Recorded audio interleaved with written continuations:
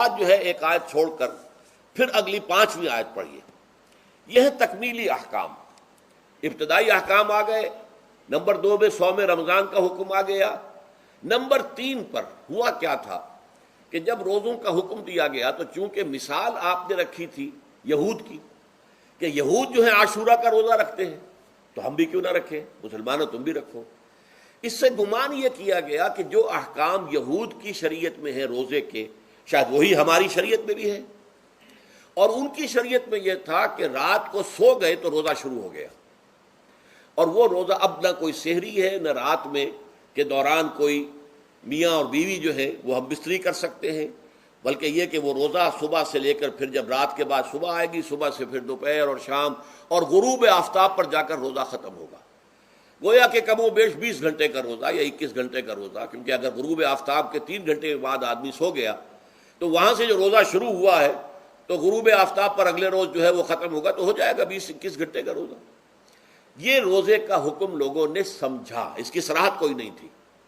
لیکن لوگ جو ہے چونکہ صراحت منفی بھی نہیں تھی مثبت بھی نہیں تھی، لہذا وہ رات کے وقت میں جب دن ہوتے تھے روزوں کے، ان کی راتوں میں وہ اپنی جو بھی ایک طبعی ضرورت ہے جو ہم بستری ہے میاں اور بیوی کی، شوہر اور بیوی کی، وہ کر گزرتے تھے. جذبات کے اندر جو بھی اس وقت ان کی احتیاج ہوئی، دل میں کھٹک رہتی تھی کہ پتہ نہیں ہم نے یہ صحیح کام کیا نہیں کیا، غلط کیا. تو اس سے یہ کہ ظاہر بات ہے کہ پھر قرآن مجید اسے قرار دے رہا ہے اپنے آپ سے خیانت کرنا. جب انسان اپنے ضمیر کے خلاف کوئی بات کر رہا ہو تو چاہے وہ بات صحیح ہے لیکن وہ اسے گناہ سمجھ کے کر رہا ہے تو اس نے تو گناہ کیا، وہ اپنے آپ سے تو خیانت کر رہا ہے. ایک شخص ہے وہ بکری کا گوشت کھا رہا ہے لیکن سمجھتا یہ کہ یہ سور کا گوشت ہے، تو اس نے تو سور ہی کا کھایا نا، اس نے بکری کا تو نہیں کھایا، لیکن اس نے سمجھا یہ کہ یہ سور کا گوشت اور کھا رہا ہے. تو اس حوالے سے ایک دغدغہ سا دل میں رہتا تھا، پریشانی. تو اب جو یہ 5ویں آیت ہے، طویل ترین آیت ہے اس سلسلے کی، اس میں روزے کے تکمیلی احکام آ گئے جو ابدی ہیں، آج تک قائم ہیں اور قیامت تک قائم رہیں گے.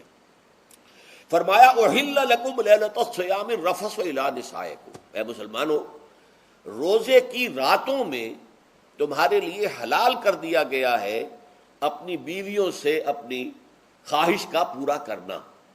رفث الی نسائکم ہن لباس لکم وانتم لباس لہن، وہ تمہارے لیے بمنزلہ لباس ہیں. جیسے لباس کے اور انسان کے بدن کے درمیان کوئی حجاب نہیں ہوتا، ایسے ہی شوہر اور بیوی کے درمیان بھی کوئی حجاب نہیں رہتا. ہن لباس لکم وانتم لباس لہن.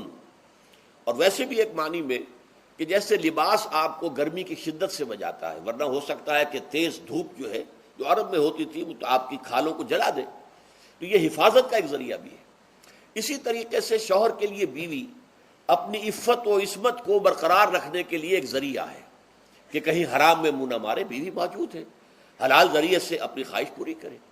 اور بیوی کے لیے شوہر اسی طریقے سے ایک ڈھال بن جاتا ہے کہ اسے خام خواہ ادھر ادھر دیکھنے کا کوئی خیال بھی کبھی نہ آئے، اس کی جو بھی نفسانی خواہش ہے اس کی شوہر پورا کر رہا ہے. تو اس اعتبار سے بھی ہن لباس لکم وانتم لباس لہن. علم اللہ انکم کنتم تختانون انفسکم، اللہ کے علم میں ہے کہ تم اپنے آپ سے خیانت کر رہے تھے. اس کی وضاحت میں پہلے کر چکا ہوں کہ دل میں یہ دغدغہ تھا کہ یہ حرام کام اور کر رہے ہیں. یہ گویا کہ اپنے آپ سے خیانت، اللہ سے بغاوت نہیں تھی. کیوں کہ اللہ تعالیٰ کی طرف سے تو حکم تمہیں معلوم تھا ہی نہیں ابھی، آیا اس کی اجازت ہے یا نہیں ہے، لیکن اپنے آپ سے تو خیانت کر رہے ہو نا. تم یہ سمجھ رہے تھے کہ یہ نہیں ہونا چاہیے، یہ گویا کہ ممنوع ہے اور کر رہے تھے. تو اس کو کہا کہ تم اپنے آپ سے خیانت کر رہے تھے. علم اللہ انکم کنتم تختانون انفسکم فتاب علیکم، تو اللہ نے تم پر اپنی رحمت اور مغفرت کے ساتھ توجہ فرمائی. یعنی جو کچھ اب تک ہو چکا ہے اسے اللہ نے معاف کر دیا، اسے صاف کر دیا، کلین سلیٹ. اب تمہارا جو اعمال نامہ ہے اس میں اس طرح کا اگر کوئی عمل درج ہو گیا ہے تو وہ اللہ نے صاف کر دیا ہے. وعفا عنکم، اور تمہیں معاف بھی کر دیا ہے. فالآن باشروہن، تو اب تم ان کے ساتھ جو بھی تعلق زن و شو ہے اس کو اختیار کر سکتے ہو.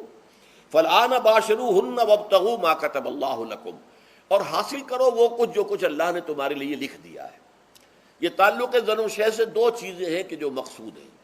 ایک تو سب جانتے ہیں اولاد، ہر انسان کی خواہش ہوتی ہے کہ میری نسل کا تسلسل باقی رہے. لیکن نمبر 2 ایک شے اور ہے، قرآن مجید میں بیان کیا گیا، بولے تسکنو الیہا، اس میں ایک سکون ہے، اس میں جو بھی ہے، جو بھی عمل ہے مباشرت کا، اس میں ایک اعصابی طور پر سکون کی کیفیت انسان کو حاصل ہوتی ہے، تو یہ بھی مطلوب و مقصود ہے۔ تو ما کتب اللہ لکم، تمہارے لیے اللہ نے اس میں ایک تو اولاد کا معاملہ رکھ دیا ہے اور ایک تمہارے لیے سکون کا، لتسکنو الیہا، تاکہ تم ان کی طرف توجہ کر کے سکون حاصل کرو۔ کمایا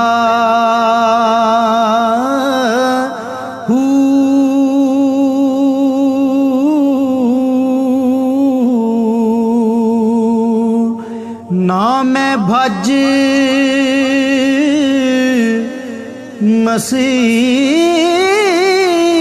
مسیتی وڑیا نا تسبا